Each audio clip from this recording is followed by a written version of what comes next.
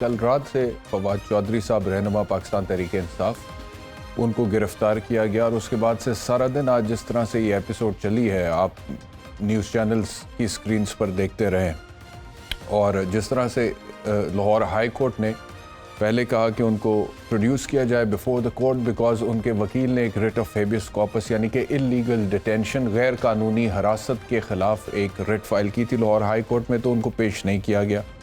फिर Lahore high court ने बोला कि 2 बजे पेश किया जाए, फिर पेश नहीं किया गया। फिर लाहौर हाई कोर्ट ने बोला 3 बजे पेश किया जाए, फिर पेश नहीं किया गया। फिर लाहौर हाई कोर्ट ने बोला 6 बजे आईजी पंजाब पेश हों।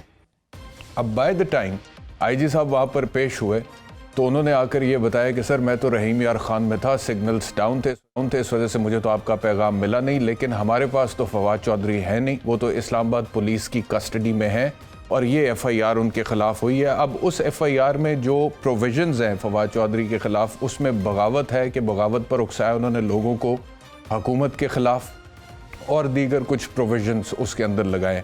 अच्छा, अब देखना यह है कि फवाद चौधरी ने कहा क्या था। क्या फवाद चौधरी ने जो कुछ कहा था वो बगावत या बगावत पर उकसाने के मुतरादिफ है? क्या फवाद चौधरी ने जो कुछ कहा था वो कानून की खिलाफ वर्जी है? और क्या ये कोई ऐसी चीज़ थी जो कि पहली दफ़ा कही गई थी फवाद चौधरी की तरफ से, या इससे पहले पाकिस्तान तहरीक-ए-इंसाफ का नैरेटिव भी है जिसको मुख्तलिफ पाकिस्तान तहरीक-ए-इंसाफ के रहनुमा पहले मीडिया के सामने बोलते रहे? और क्या इस तरह की बात पहले कोई सियासतदान पीडीएम की जमातों में से उन्होंने कोई बात की है कि नहीं की है? सबसे पहले आपको दिखाते हैं कि फवाद चौधरी ने कहा जिसकी बुनियाद पर यह एफआईआर हुई और उसके बाद आज ये तमाम कार्रवाई सामने। देखिए, इलेक्शन कमीशन की हैसियत सिर्फ एक मुंशी की हो गई है इस हुकूमत में। इलेक्शन कमीशन ऑफ पाकिस्तान को फोन किया जाता है, वो क्लर्क की तरह बैठ के उसी वक्त साइन करके भेज देता है। ये जो लोग केयर टेकर गवर्नमेंट में लग रहे हैं, चाहे वो चीफ मिनिस्टर हो, चाहे वो इलेक्शन कमिश्नर हो या बाकी लोग हो, आप यहाँ पे 3 महीने के लिए, 4 महीने के लिए, 5 महीने के लिए, साल के लिए आप लोगों का पीछा उस वक्त तक करेंगे जब तक हम आपको करार वाकई सजा न दे लें। तो हम इलेक्शन कमीशन और उनके मेंबरान को, उनके खानदानों को, ये जो लोग हैं इनको वार्न करते हैं कि अगर हमारे साथ ज्यादतियों का सिलसिला हुआ आपको वापस पे करना पड़ेगा।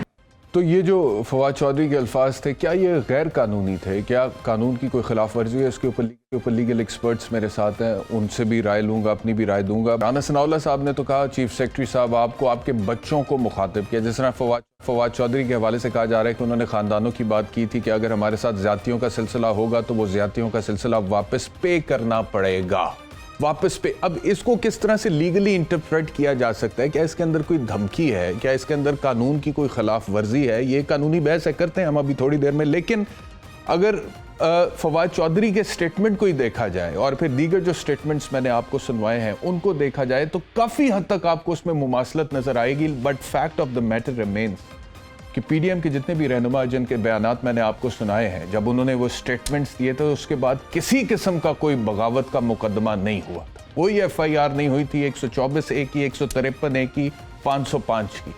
लेकिन जब फवाद चौधरी ने बोला है तो वो एफआईआर भी हुई है और वो सामने आई है। और उसके बाद जिस तरह से गिरफ्तार किया और जिस तरह से आज सारा दिन जो ड्रामा चला है वो तो एक नेक्स्ट लेवल है।